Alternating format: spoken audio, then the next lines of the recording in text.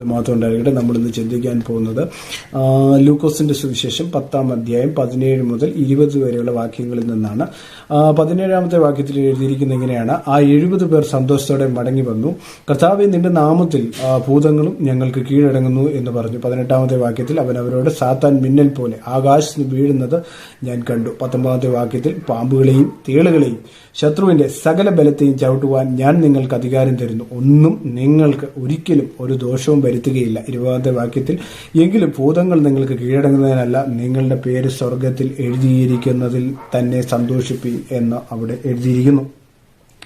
ഇവിടെ നമ്മൾ മനസ്സിലാക്കേണ്ട കാര്യം എന്താണെന്ന് ചോദിച്ചു കഴിഞ്ഞാൽ, കർത്താവ് സാത്താന്റെ പരീക്ഷകളെ തോൽപ്പിച്ചപ്പോൾ സാത്താന് മനുഷ്യന്റെ മേലുള്ള അധികാരം ചുരുങ്ങി വരുന്നതായിട്ട് ദൈവവചനം നമ്മൾ പഠിക്കുമ്പോൾ നമുക്ക് കാണുവാനായിട്ട് സാധിക്കുന്നു. തുടർന്ന് യേശു കർത്താവ് അനേകം ഭൂതഗ്രസ്തരെ സൗഖ്യമാക്കി, അത് തെളിയിക്കുന്ന കാഴ്ചയും നമുക്ക് കാണുവാനായിട്ട് കഴിയുന്നുണ്ട്. അതുപോലെ തന്നെ ശിഷ്യന്മാർ പുറത്താക്കിയത് ശക്തരായ പിശാചുക്കളെ അല്ലായിരുന്നു. അതുകൊണ്ട് കോപം നിറഞ്ഞ സാത്താൻ തന്റെ അധികാര കേന്ദ്രങ്ങളിൽ നിന്നും ധാരാളം ശക്തി കൂടിയ പിശാചുക്കളെ ഭൂമിയിലേക്ക് അയച്ചു കൊണ്ടിരുന്നു.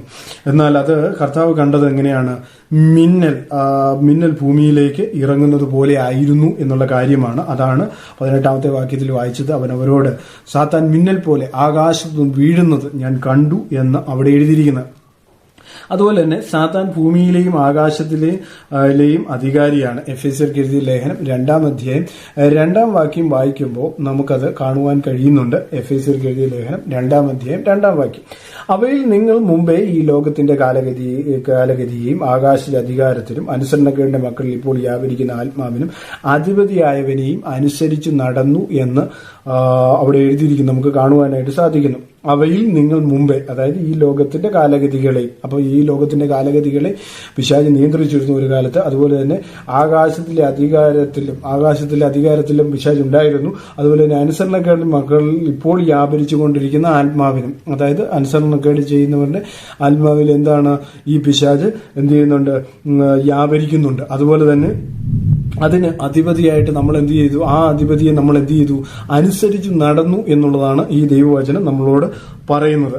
അപ്പം ഇതിന്മേൽ നമുക്ക് എന്ത് ചെയ്തു? ഒരു വിജയം കർത്താവ് നൽകി എന്ന് എങ്ങനെയാണ് നമ്മൾ മനസ്സിലാക്കുന്നത്? ക്രൂശീകരണവും കർത്താവിന്റെ ഉയർത്തെഴുന്നേൽപ്പും സാത്താന്റെ അധികാരത്തിന്റെ തകർച്ച പൂർത്തിയാക്കിയതായി കൊലോസ്യർക്ക് എഴുതിയ ലേഖനം 2-ാം അധ്യായം 14-15 വാക്യങ്ങൾ വായിക്കുമ്പോൾ നമുക്ക് കാണുവാൻ കഴിയുന്നുണ്ട്. കൊലോസ്യർക്ക് എഴുതിയ ലേഖനം 2-ാം അധ്യായം 14-15 വാക്യങ്ങൾ വായിക്കുമ്പോൾ നമുക്ക് കാണുവാനായിട്ട് സാധിക്കുന്നു. 14-ാമത്തെ വാക്യങ്ങളിൽ ഇങ്ങനെയാണ് എഴുതിയിരിക്കുന്നത്: അതിക്രമങ്ങളൊക്കെയും നമ്മോട് ക്ഷമിച്ച ചട്ടങ്ങളാൽ നമുക്ക് വിരോധവും പ്രതികൂലവുമായിരുന്ന കയ്യെഴുത്ത് മായ്ച്ച് ക്രൂശിൽ തറച്ച് നടുവിൽ നിന്ന് നീക്കിക്കളഞ്ഞു. വാഴ്ചകളെയും അധികാരങ്ങളെയും ആയുധവർഗം വെപ്പിച്ച് ക്രൂശിൽ അവരുടെ മേൽ ജയോത്സവം കൊണ്ടാടി അവരെ പരസ്യമായ കാഴ്ചയാക്കി എന്ന് അവിടെ എഴുതിയിരിക്കുന്നു, നമുക്ക് കാണുവാനായിട്ട് സാധിക്കുന്നു. അപ്പോൾ അതിക്രമങ്ങളൊക്കെ നമ്മളോട് എന്ത് ചെയ്തു? കർത്താവ് ക്ഷമിച്ചു. നമുക്ക് വിരോധവും പ്രതികൂലമായിട്ട് നിന്ന ചട്ടങ്ങളെ എന്ത് ചെയ്തു? പ്രതികൂലമായിട്ടും വിരോധമായി നിന്ന കൈയെഴുത്തുകളെ കർത്താവ് എന്ത് ചെയ്തു? മായ്ച്ചു കളഞ്ഞു ക്രൂശിൽ. അതുപോലെ തന്നെ ക്രൂശിൽ മായ്ച്ച് ക്രൂശിൽ എന്ത് ചെയ്തു? തറച്ചു. അതുപോലെ തന്നെ നമ്മുടെ നടുവിൽ നിന്ന് എന്ത് ചെയ്തു? നീക്കിക്കളഞ്ഞു എന്നും അവിടെ എഴുതിയിരിക്കുന്നു. അതുപോലെ തന്നെ വാഴ്ചകളെയും അധികാരങ്ങളെയും ആയുധവർഗം വെപ്പിച്ചു. എന്ത് ചെയ്തു? വാഴ്ചകളുടെയും അധികാരങ്ങളുടെയും എന്ത് ചെയ്തു? ആയുധങ്ങളെ എന്ത് ചെയ്തു? താഴെ വെപ്പിച്ചു. അതുപോലെ തന്നെ ക്രൂശിൽ കർത്താവ് എന്ത് ചെയ്തു? അവരുടെ മേൽ എന്ത് ചെയ്തു? ജയോത്സവം കൊണ്ടാടി അവരെ എന്ത് ചെയ്തു? പരസ്യമായ കാഴ്ചയാക്കി തീർത്തു. അതുകൊണ്ട് എന്ത് ചെയ്തു? സാത്താന്റെ അധികാരത്തിന് വലിയൊരു തകർച്ച, അല്ലെങ്കിൽ സാത്താന് തല പൊക്കാൻ മേലാത്ത പോലെ ആക്കി തീർത്തു എന്നുള്ളതാണ് അവിടെ നമുക്ക് മനസ്സിലാക്കുവാനായിട്ട് സാധിക്കുന്നത്. ശക്തി ക്ഷയിച്ചു പോയ സാത്താന് ഒരു ക്രിസ്ത്യാനിയെ ബുദ്ധിമുട്ടിക്കാൻ കഴിയുമെങ്കിലും കർത്താവിൽ ആശ്രയിച്ചാൽ അവന് നിഷ്പ്രയാസം എന്ത് ചെയ്യാൻ കഴിയും?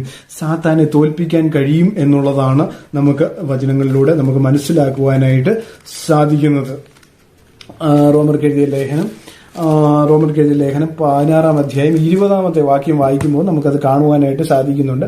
റോമർക്ക് എഴുതിയ ലേഖനം 16-ാം അധ്യായം 20-ാമത്തെ വാക്യം,